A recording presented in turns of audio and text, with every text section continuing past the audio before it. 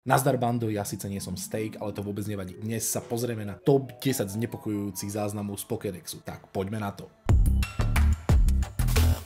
Golbat, vraveli ste si, že vám v Pokémonoch chýbajú nejakí upíry. Nie je to úplne tak. Máme tu jedného Pokémona menom Golbat, ktorý dokáže vypiť okrem iného teda aj 300 ml krvi. Občas to síce preženie, čo mu znemožní lietať a stáva sa ľahkou korisťou pre ostatných Pokémonov. Cubone nosí na hlave lebku svojej zosnulej matky a nakoľko sme Cubona nikdy bez helmy nevideli, je veľmi pravdepodobné, že jeho matka umiera veľmi skoro po pôrode a tak sa tento kolobeh neustále opakuje. Drifloon. Tohto Pokémona si jeden človek môže zmýliť s balónikom, diabolským balónikom, ktorý za ručičku ťahá malé deti do sveta duchov. Poľahčujúci fakt je, že nemá rád tlsté deti. Gorbis. Pekná, elegantná a hlavne rúžová rybička, ktorá sa živí asi tým najviac creepy spôsobom. Svojím dlhým sosákom sa zabodáva do svojho nepriateľa, z ktorého vycúca všetky tekutiny a ten následne umiera a stráca sa v oceáne.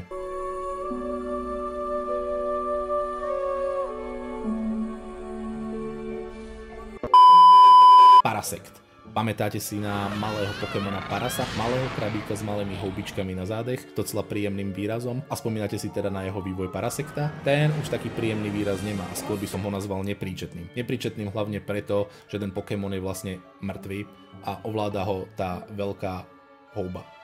Je to taký ten Last of Us medzi Pokémonmi. Gengar, jeden z najviac ikonických Pokémonov, bol údajne pôvodne človekom a keďže človek je druh spoločenský až na Darkmajka, chce si nájsť, respektíve vytvoriť nejakú tú spoločnosť práve tým, že odoberá život zo svojich obetí.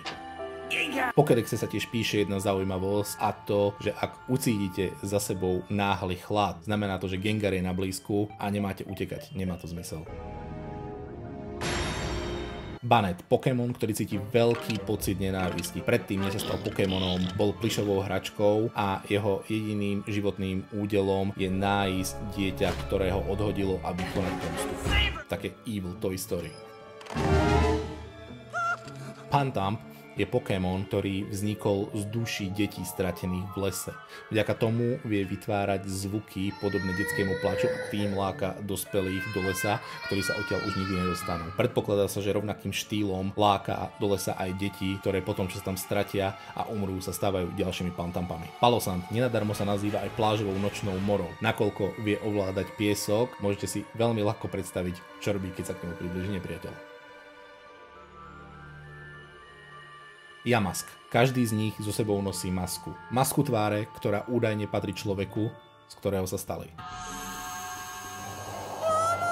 Poznali ste tieto desivé záznamy z Pokédexu? Napíšte mi dole do komentáru, ktorý vás najviac zaskočil, a rovnež mi tam môžete napísať, či by sa vám páčilo viac takýchto videí. Určite nezabudnite dať like a odber tomuto kanálu, vás to nič nestojí, mne to pomôže a my sa vidíme na budúce. Čus!